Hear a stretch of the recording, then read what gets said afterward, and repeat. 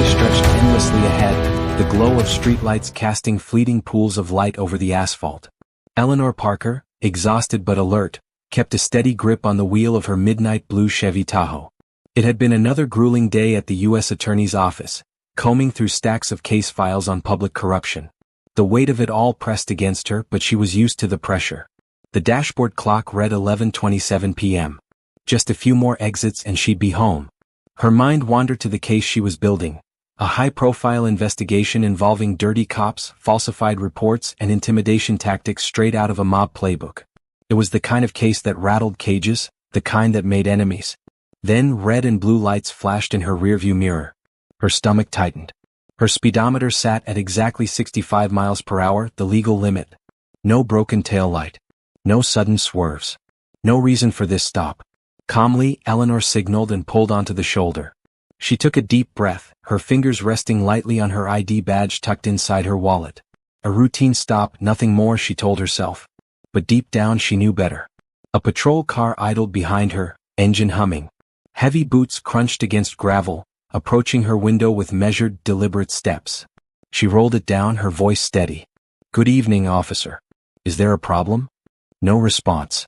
Just cold, assessing eyes scanning her like prey. Then a voice, low, authoritative, laced with something else. "License and registration. Now." Eleanor's pulse quickened as she reached for her wallet, her fingers grazing the smooth leather. Years in the U.S. Attorney's office had sharpened her instincts, and right now they were screaming at her. Something was off.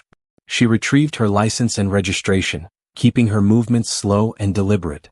The officer towering over her, Sergeant Lucas Calloway, according to his badge, studied her with an intensity that sent a chill down her spine. His presence was suffocating, his stance just a little too rigid, his hand hovering dangerously close to his holster. "You were driving erratically," Calloway stated, his voice flat, void of any real concern. Eleanor didn't flinch. She knew better than to argue, but she also refused to play dumb. "I was going exactly 65. Straight lane. No swerving." Her voice was measured, professional. A flicker of something, irritation? Amusement? Passed through his eyes. "Step out of the vehicle." A direct order. A warning. Her grip on the steering wheel tightened. She'd handled corrupt politicians, ruthless defense attorneys, even men with blood on their hands. But this was different.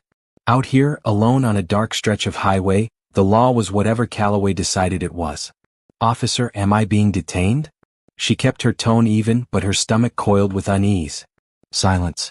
Then, in one swift motion, Calloway yanked open the door, his other hand closing around her arm in a bruising grip. Adrenaline surged through her. This wasn't just an abuse of power. It was a threat. Eleanor's training kicked in. She wrenched her arm free, stepping back, her badge flashing as she pulled it from her coat. "I am a federal prosecutor. You need to release me. Now." For a moment, the only sound was the wind whipping across the deserted road. Then Calloway smirked, a slow, calculated curl of the lips. "That badge," he scoffed. "Out here? It doesn't mean a damn thing." Eleanor's heart pounded against her ribs as Calloway's words settled in the night air like a threat wrapped in smug certainty. "Out here? It doesn't mean a damn thing." The weight of his grip still lingered on her arm, a phantom burn where his fingers had dug in. But she wasn't some terrified civilian, and she sure as hell wasn't backing down. She squared her shoulders, locking eyes with him. "You're making a mistake, Sergeant." Calloway's smirk widened, his fingers flexing near his holster. "Am I?" He took a slow step forward, and instinct screamed at her to do the same, but the balance of power was fragile, and one wrong move could send it shattering. Her mind raced. No dash cam. No body cam. The darkness of the highway swallowed them whole, an empty stretch of nothingness where his word would outweigh hers. He could make her disappear, bury the truth under a web of lies, and who would question it? A rogue prosecutor resisting arrest? The kind of story that fit too easily into the news cycle. She needed to play this carefully. Eleanor inhaled, measured and slow. "If you arrest me, every single case I've ever worked will be under scrutiny. Every criminal I put away will have a reason to appeal. And when Internal Affairs digs into your record, because they will, I wonder what they'll find." Calloway's jaw twitched. A crack in his confidence. "Good." She pressed on, lowering her voice just enough to make him lean in. "Let me go and I walk away. No reports. No investigations. But if you escalate this, You and I both know who's got more to lose. For the first time, Calloway hesitated. His fingers tensed, then relaxed. A muscle in his jaw ticked as he considered his options. Then just like that he stepped back. Drive safe, counselor. Eleanor didn't wait for another word. She slid back into her car, slammed the door and peeled off into the night. But as she gripped the wheel, her hands were shaking. This wasn't over. Not by a long shot. Eleanor barely slept that night. Her mind kept replaying the encounter with Calloway, the way his fingers had dug into her arm, the smug certainty in his voice, and worst of all, the brief flicker of hesitation when she'd called his bluff. That meant something. He had something to lose. By morning she was in full battle mode. She sifted through her case files, searching for patterns, discrepancies, anything that could explain why Calloway saw her as a threat. And then, buried beneath layers of red tape and doctored reports, she found it. A missing persons case. One that should have never gone cold. DeAndre Mitchell, a local mechanic, had disappeared 3 years ago after an alleged traffic stop. The only officer on record? Sergeant Calloway. There was no body, no follow-up investigation, just a vague report stating Mitchell had likely left town. But Eleanor wasn't buying it. She traced Mitchell's last known whereabouts to an abandoned gas station just outside city limits. The place was a ghost of its former self, cracked pavement, shattered windows, rusted pumps. And yet something felt off. As she stepped inside, the air turned heavy. Dust hung in thick layers, untouched for years, except for the faintest sign of disturbance near the back. She knelt, brushing away dirt, and her stomach clenched. A fragment of a badge. Calloway's precinct. Her pulse hammered. This was evidence. Proof that Calloway had been here, maybe even the last person to see DeAndre Mitchell alive. A noise outside made her freeze. Footsteps. Slow, deliberate. Eleanor reached for her phone, but before she could react, a shadow loomed in the doorway. You should have left this alone, counselor. Her breath hitched. Calloway. And this time he wasn't alone. Eleanor's fingers tightened around her phone, but she knew there was no time to call for help. Calloway and the 2 officers flanking him had already cut off her only exit. His smirk was gone, replaced with something colder, deadlier. You just don't know when to quit, do you? Eleanor forced herself to stay calm, even as her heart pounded in her chest. You covered up DeAndre Mitchell's disappearance, she said, her voice steady. But you were sloppy. I found proof. Calloway's jaw twitched. That flicker of hesitation, the same one she'd seen before, was back. One of the officers shifted uneasily. Sarge, maybe we should. Calloway silenced him with a glare. Shut up. Eleanor took a step forward, seizing the moment. It's over. If you lay a hand on me, it only confirms your guilt. My office knows where I am. I sent them everything. It was a lie. She hadn't had time. But Calloway didn't know that. His eyes narrowed. For the first time he looked afraid. Then the sound of approaching sirens shattered the silence. Eleanor exhaled. Someone had tipped off the police. Calloway cursed under his breath. His hands balled into fists, his entire body coiled with rage, but he knew it was too late. The moment the patrol cars skidded into the lot, red and blue lights flashing, his power crumbled. Officers swarmed the scene, weapons drawn. Eleanor took a step back as Calloway was forced to his knees, his hands yanked behind his back. As they read him his rights, Eleanor finally allowed herself to breathe. Justice wasn't just an idea, it was action. And today she had won. The courtroom was packed. Journalists scribbled furiously, cameras flashed, and the tension in the air was thick enough to choke on.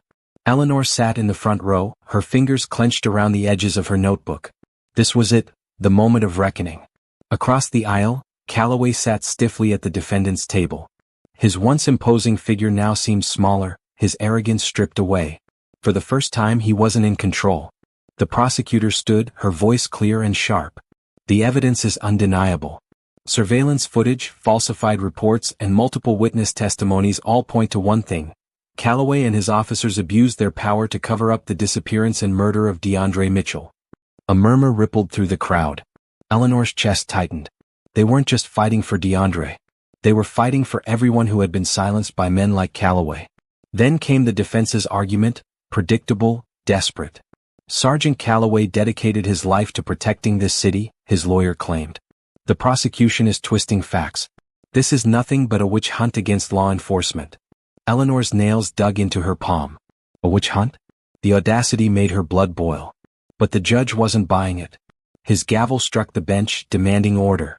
This court recognizes that no one, regardless of rank or uniform, is above the law. When the jury returned, the verdict was swift. Guilty. A collective gasp swept through the room. Calloway's face remained unreadable, but the tension in his jaw gave him away. Eleanor exhaled sharply. Justice had finally caught up with him. As she stepped outside, the evening air felt lighter. DeAndre's mother found her in the crowd, tears streaming down her face. She grabbed Eleanor's hands. "Thank you." Eleanor shook her head. "We did this together." Tonight, Calloway would sleep behind bars. But tomorrow the fight for justice would continue. And Eleanor would be ready. The city buzzed with the aftermath of the trial. News outlets ran the headline non-stop. Sergeant Calloway found guilty, a landmark case against corrupt policing. Some called it a victory, a shift in the tides.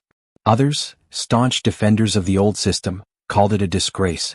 Protests broke out, some in celebration, others in rage. Eleanor watched from the newsroom window as people gathered outside the courthouse, their voices echoing in the cold night air. She had done her part. She had uncovered the truth, exposed the corruption, and fought until justice was served. But justice, she knew, wasn't the same as peace. Her phone buzzed. A message from DeAndre's mother. "Thank you. Because of you, my son's name won't be forgotten." Eleanor swallowed the lump in her throat. This was why she fought. Not for the headlines, not for recognition, but for the people who had been told their voices didn't matter. Yet, not everyone was ready to let the truth settle. That night, as Eleanor walked to her car, a figure emerged from the shadows. A man heavy-set, wearing a dark hoodie. "You think you did something good?" His voice was laced with venom. "You think this changes anything?" Eleanor's heart pounded. She had expected backlash, but not this. The man stepped closer. "You ruined a good cop's life." A cold sweat formed at the base of her neck, but she stood her ground. "A good cop?" Her voice was steady. "A good cop doesn't cover up murder." His lip curled. "Watch your back, reporter." Then he was gone, disappearing into the night. Eleanor exhaled, her hands trembling. The fight wasn't over. Calloway was behind bars, but the system that protected him still had its defenders. Sliding into her car, she took a deep breath. Fear crept in, but she pushed it down. They wanted her scared. They wanted her to stop. But stopping wasn't an option. Not now. Not ever. Eleanor knew she had rattled a hornet's nest. Ever since the trial, strange things had been happening. Her emails were flooded with anonymous threats. Her car alarm went off at random hours. One night, she found her apartment door slightly ajar when she swore she had locked it. It wasn't paranoia. Someone was watching. She sat in the newsroom, scrolling through the latest messages. Some were from strangers thanking her for exposing Calloway. Others were less kind. "Snitches get what they deserve. You think you're untouchable?" She gritted her teeth, deleting them one by one. "Eleanor, you okay?" Marcus, her editor, leaned against her desk.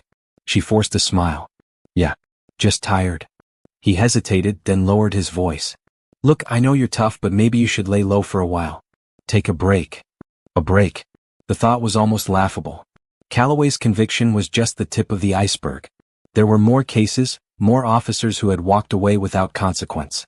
If she stopped now, who would dig deeper? "I appreciate it, Marcus, but I'm not going anywhere." That night, as she walked to her car, she felt it again, that uneasy sensation of being watched. She gripped her keys, quickening her pace. Just as she reached her door, a loud bang echoed through the parking lot. She dropped to the ground, heart hammering. Gunshot. Silence followed. Then the screech of tires peeling away. Eleanor stayed low, her breath ragged. This wasn't just a warning anymore. Someone wanted her to stop, permanently. But as fear coursed through her veins, so did something else. Determination. If they thought she was done, they had no idea who they were dealing with. Eleanor's story is a harsh reminder that standing up for justice often comes at a cost. But it also proves that truth is worth fighting for, no matter the risks. In a world where corruption can hide behind power, it takes courage to speak up.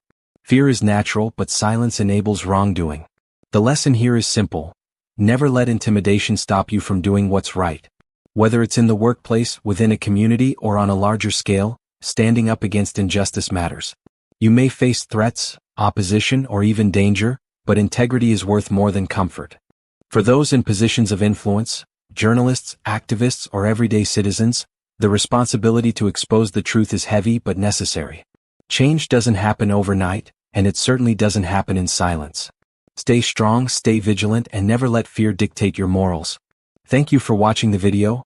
Please comment with number 1 to let me know you have watched the whole video. Please like the video, subscribe to the channel and turn on the notification bell to always receive new videos as soon as possible.